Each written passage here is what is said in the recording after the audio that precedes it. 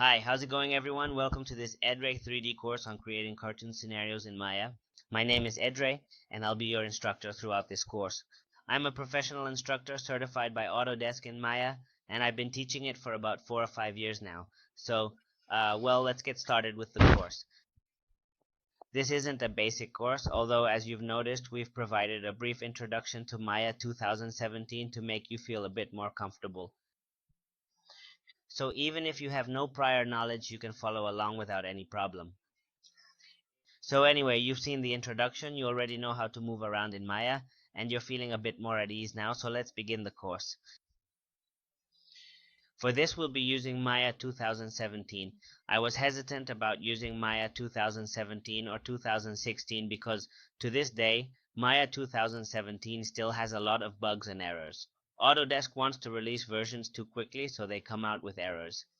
That's exactly what service packs are for, to fix factory errors. So Maya 2017 still acts strangely at times. Occasionally the UV map won't appear, or some faces will become transparent green and lose their materials.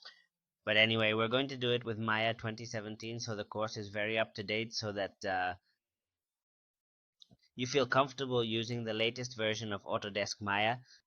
Maya 2016 is very stable, that's the one we should be using, but I get that you, as students, like it when we use the latest version. So we're going to do it keeping in mind that it has many bugs and errors which we'll point out as they come up. If we go to the course folder,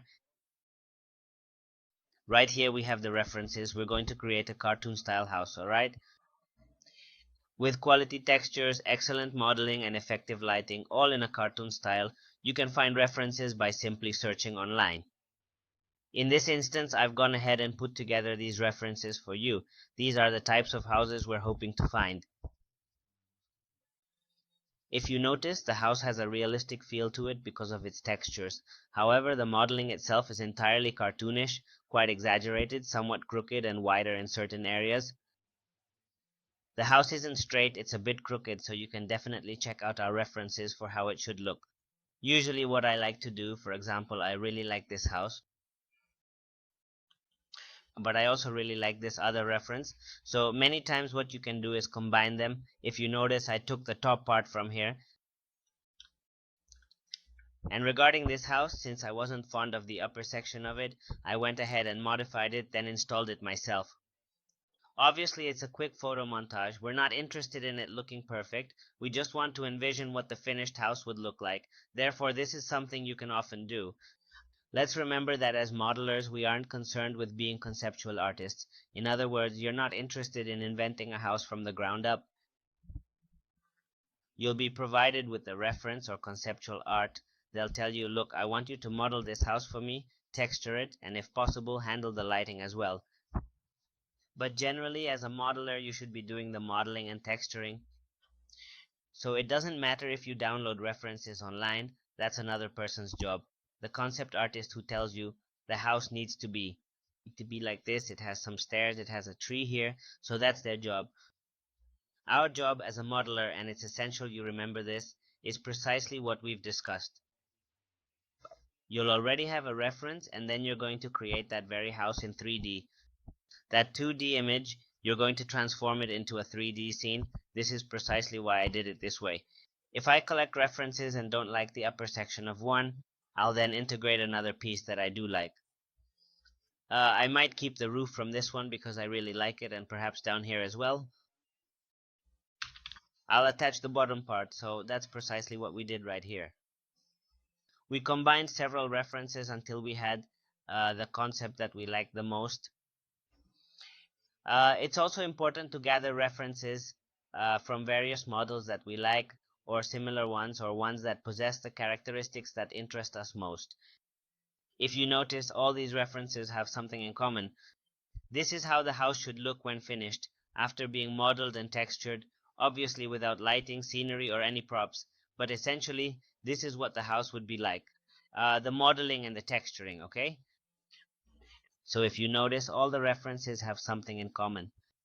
They are in a cartoon style, meaning a caricature-like style, but with realistic textures. So you can create a combination of these three elements in whatever way you prefer.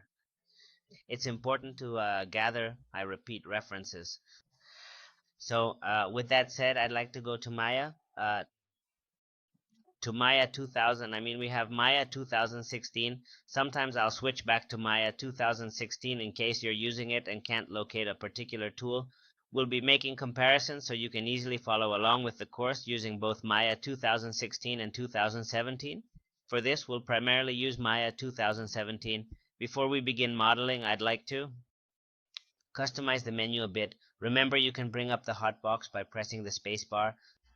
I'm not interested in the left menu, which is the masks menu by default. So often this specific menu isn't very commonly used or practical, which is why we'll be making some modifications to it. Let's head to our custom shelf, the one Maya creates for us as a default, and we're going to add the tools that we use most frequently. Go to Edit, Delete by Type, History, and add it to the shelf using Ctrl plus Shift plus Click. Also, modify freeze transformations, add to shelf, Control Shift and click, and center pivot too. Let's keep in mind that they need to be on the shelf initially before we can transfer them to our personalized menu. This will definitely help us achieve a much more efficient workflow, alright? So let's go to the Windows menu, Settings/Preferences, and let's go to the Marking Menu Editor. Our menu has North, South, East, and West options. So in this case, it would be the West one, okay? And menu would be the one on the left. Let's go to Edit Marking Menu to delete all the options there. So right click and then we're going to choose Delete Menu Item. In this manner, we will proceed to remove all of those tools. I'm doing this specifically to customize our menus a bit more to achieve greater efficiency when working with our Maya cartoon scenarios. And all we're going to do is drag. Let's hold down the mouse wheel as if it were a button, and we simply drag and then drop it. In this way, we're going to add these three tools. If you have other tools you use frequently, such as Insert Edge Loop or Extrude, or any other tool you prefer, remember to first add it to your shelf and then drag it from there to your marking menu on whichever side of the hotbox you wish, north, south, east, or west. Once we have this, we're going to click Save, close it, then click Apply Settings, and we'll close this. Our left-hand menu has now been completely customized. Since these are frequently used options, delete history, freeze transformations, and center pivot, we do it this way. To save the preferences, we go to the File menu to the Save Preferences option. This way, when we close Maya and open it again, it will be saved, okay? Sometimes it's not necessary to save the preferences, but if Maya happens to crash and you open it again, you won't have your custom menu. So it's definitely better to hit Save Preferences, especially if Maya is likely to crash. Well, the workspace needs to be extended as well, you see. Let's remember that using the hotbox from the right-hand menu, we have the ability to hide and make objects visible. Therefore, we're going to hide the help line, the command line. We're also going to hide the toolbox, which is the section on the left, that toolbox. We're going to hide the shelf as it's no longer useful, and we'll probably stick with this interface. That way we'll have more workspace available. Since we won't animate, we'll hide the timeline, range slider, and other bars. Obviously from here we can hide the attribute editor, the channel box, and other such elements. So with this method we gain more workspace and a customized menu to accelerate our workflow. We'll conclude this lesson here for today. We'll pick up this course again in our next session.